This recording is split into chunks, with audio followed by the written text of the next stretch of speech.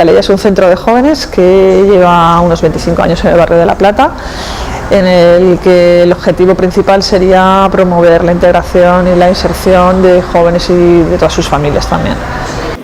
Este grupo está trabajando con Taleya, está formado por 4 personas y lo que están desarrollando estas 2 semanas es un diagnóstico participativo. La dinámica consistía en hacer una especie de diana en la que teníamos cuatro sectores, que sería el sector de la familia, el institucional, el de relaciones personales o amigos, y la idea era visibilizar cuáles son las redes de apoyo que tienen. El hecho de visualizarlo hace que se vean más el tipo de relaciones que hay y sobre todo en cuáles podríamos incidir más para que la red de apoyo en general sea más fuerte. Comenzó siendo una escuela de familia y ahora se está transformando en un grupo cuyo objetivo es el grupo de autoayuda, ¿no?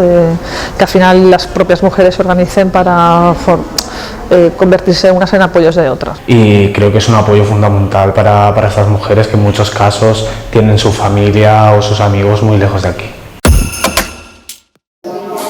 Durante estas 2 semanas de aprendizaje en acción, el alumnado tiene la oportunidad de conocer una realidad compleja, profundizar en esa complejidad y analizar esas diferencias, poner en práctica lo que han aprendido en el aula de una manera práctica.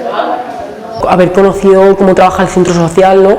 Y cómo trabaja Taleya, haber conocido al grupo de mujeres y todo lo que han creado ellas mismas y la importancia que tiene para ellas sus reuniones semanales. Pues sobre todo el hecho de la importancia que tiene el respeto de las personas con las que estamos trabajando y el respeto de la información que nos dan, porque al final son temas sensibles y creo que hemos hecho un trabajo pues muy intenso en eso y que ellas se han sentido muy cómodas con eso.